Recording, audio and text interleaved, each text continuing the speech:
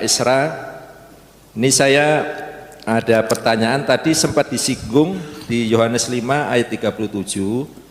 Nah, di sana ada satu frase ayat yang mengatakan Bapa mengutus anak, ya, Bapa mengutus anak. Ya, Bapa yang mengutus aku, dialah yang bersaksi tentang aku. Kamu tidak pernah mendengar suaranya, rupanya pun tidak pernah kamu lihat.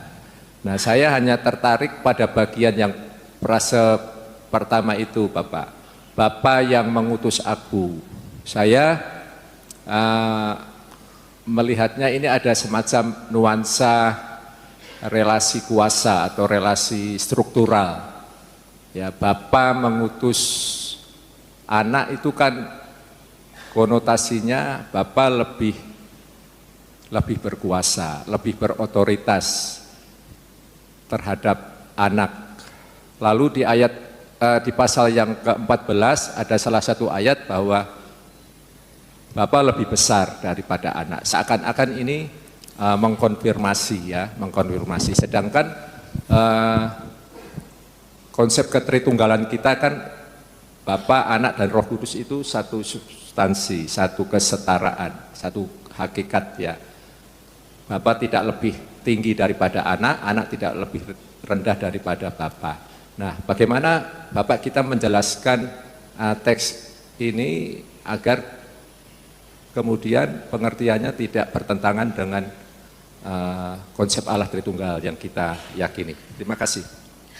Ya, jadi kalau kita tadi hanya sampai pada kesimpulan bahwa Allah itu esa, hakikatnya tiga pribadinya, sebenarnya masih ada catatan lain yang bisa diberikan di sana, yaitu bahwa tiga pribadi itu setara dalam hakikatnya maupun juga sifat-sifatnya, karena itu tidak ada satu pribadi pun yang lebih tinggi dari pribadi yang lain, tidak ada satu pribadi lebih rendah daripada pribadi yang lain. Karena kalau tiga pribadi itu adalah Allah yang esa dan satu tinggi satu rendah, maka itu berarti ada Allah yang tinggi, ada Allah yang rendah. Nah, maka kalau kita sampai pada di situ, maka seperti saksi Yehova tadi, ada Allah yang maha kuasa, lalu ada Allah yang perkasa, dan dia anggap Allah maha kuasa lebih tinggi daripada Allah yang perkasa, ya. Nah, begitu juga dalam banyak pengajaran Tritunggal yang mengatakan bahwa Bapa itu lebih tinggi daripada Anak dan juga Roh Kudus. Makanya juga Jehovah Witness itu kan ada istilah Allah senior dan Allah junior. Lalu ada satu bapak di Jakarta itu yang pengikutnya banyak itu bilang ada Allah major God, dan minor God. Ya, jadi ada hierarki di dalam kealahan. Sebenarnya dari Filipi pasal 2, dia yang tidak menganggap kesetaraan dengan Allah, adanya kata kesetaraan itu sudah harus menunjukkan bahwa memang setara. Nah, tetapi memang jadi problem. Kalau memang setara, mengapa sampai kok bisa Bapa mengutus anak? Nah, maka Om yang satu di Jakarta yang saya bilang tadi, salah satu persoalan dia bahwa Yesus lebih rendah itu adalah Bapa mengutus Yesus. Yang mengutus di mana-mana, yang mengutus lebih besar dari yang diutus. Gitu. Nah, lalu istilah Bapa lebih besar daripada aku. Kita harus melihat bahwa waktu kita mengatakan bahwa ada kesetaraan di dalam pribadi-pribadi Tritunggal, maksudnya kesetaraan di dalam hakikat dan sifat-sifatnya. Maksudnya kealahan Bapa tidak lebih tinggi dari kealahan Anak dan Roh Kudus. Kealahan Anak dan Roh Kudus tidak lebih rendah dari kealahan Bapa. Tapi kalau kita bicara soal misi dan tugas ke dalam dunia, maka disitulah Anak merendahkan dirinya. Makanya di dalam Filipi pasal 2, dia tidak menganggap kesetaraan dengan Allah sebagai milik yang harus dipertahankan, melainkan mengosongkan dirinya. Kata mengosongkan itu dari kata Yunani adalah kenosis. Nah, kata kenosis itu seringkali diartikan bahwa dia Allah, lalu waktu dia dalam dunia, ada banyak orang pendeta khotbah Natal, waktu itu dia melepaskan kealahannya. Tidak bisa, Allah itu tidak bisa melepas kealahan. Allah tidak bisa cuti jadi Allah. Baik untuk seterusnya, sementara tidak bisa. Allah ya tetap Allah. Makanya waktu Natal itu dia tidak melepaskan kealahan, tapi dia mengambil kemanusiaan. Karena tadinya dia punya satu hakikat Allah, waktu Natal dia ambil hakikat manusia tanpa melepaskan hakikat Allah, maka akhirnya dia menjadi Allah manusia. Dua hakikat. Nah, tapi ini harus dimengerti dalam konteks inkarnasi, di mana dia merendahkan diri, maka dia datang ke dalam dunia. Dalam konteks misi penebusan itulah, perendahan diri itulah membuat Bapa mengutus dia. Lalu dia bilang, Bapa lebih besar dari aku. Sekarang saya mau kasih gambaran sederhananya begini. Kalau kita bicara hakikat, maka saya dan Pak Jokowi itu sama, setara, sama-sama manusia. Kemanusiaan Pak Jokowi tidak lebih tinggi dari saya. Kemanusiaan saya tidak lebih rendah dari Pak Jokowi. Itu bicara hakikat. Tapi kalau bicara fungsi dan jabatan, maka dia presiden, saya rakyat jelata. Maka dia lebih tinggi dari saya. Nah, yang kita bilang Tritunggal itu setara itu dalam urusan hakikatnya, bukan urusan di dalam fungsinya. Sekarang coba, Bapak Ibu sudah menikah. Bapak sudah menikah. Istrinya manusia atau bukan? Manusia kan? Nah, Bapak manusia, Ibu manusia, setara bukan? Tapi siapa jadi kepala keluarga?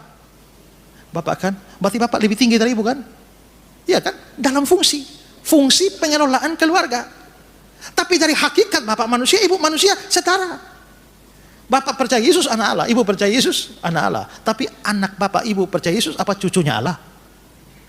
Kan tidak, kan anak Allah kan? Ya, jadi kita bisa melihat bahwa memang di dalam suatu fungsi tertentu, demi sebuah misi tertentu, maka ada perendahan diri dari pribadi kedua Tritunggal Sang Anak. Makanya dia mau diutus oleh Bapa, Bapa pengutus dia. Lalu pada waktu di dunia ini dia bergantung pada Bapaknya dan dia mengatakan, Bapa lebih besar dari aku. Tapi kalau kita bicara kealahan, dia tidak lebih rendah dari Allah Bapa. Dia setara dengan Allah Bapa. Gitu. Jadi memang, nah kalau begitu waktu dia merendahkan diri, mengosongkan diri, kenosis itu apa? Kenosis itu adalah dia tidak melepaskan diri dari kealahan, tapi dia melepaskan diri dari penggunaan atribut-atribut Allahnya. Dia tetap maha kuasa, tapi dia tidak selalu mempergunakan kemahakuasaan itu. Dia maha hadir, tapi dia tidak mau mempergunakan maha hadir. Makanya dia jalan kaki dari kampung ke kampung, desa ke desa. Kalau dia maha hadir, dia sudah ada di mana-mana. Tapi dia nggak pakai itu. Ya, karena itulah maka hidupnya itu menderita di dalam dunia. Kalau dia tetap memakai seluruh atribut Allah, siapa bisa bikin dia menderita? Tapi karena masa perendahan itu dia mengabaikan termasuk kemuliaannya, ya, tidak mempergunakan sifat-sifatnya, makanya dia menderita. Dalam hal itulah dia mengosongkan diri. Tapi urusan hakikat, walaupun dia tetap lahir dari anak bayi manusianya, tapi dia tetap Allah. Makanya orang Islam tanya, waktu Yesus jadi manusia, kalau Yesus Allah, iya Allah. Waktu dia jadi manusia, surga kosong dong? Enggak kosong. Kenapa? Karena dia juga Allah. Allah itu kan maha hadir. Ya, Allah itu maha hadir. Yohanes 1, pada mulanya firman bersama dengan Allah, firman itu adalah Allah. Dia bersama dengan Allah. Ayat 1, ayat 14, firman itu menjadi manusia, diam di antara kita. Lalu ayat 18, anak tunggal Allah yang di pangkuan Allah. Bagaimana dia bersama dengan Allah, lalu sudah turun, tapi dia masih di pangkuan Allah. Maka John Calvin berkata, anak Allah meninggalkan surga dengan cara sedemikian rupa tanpa meninggalkan surga.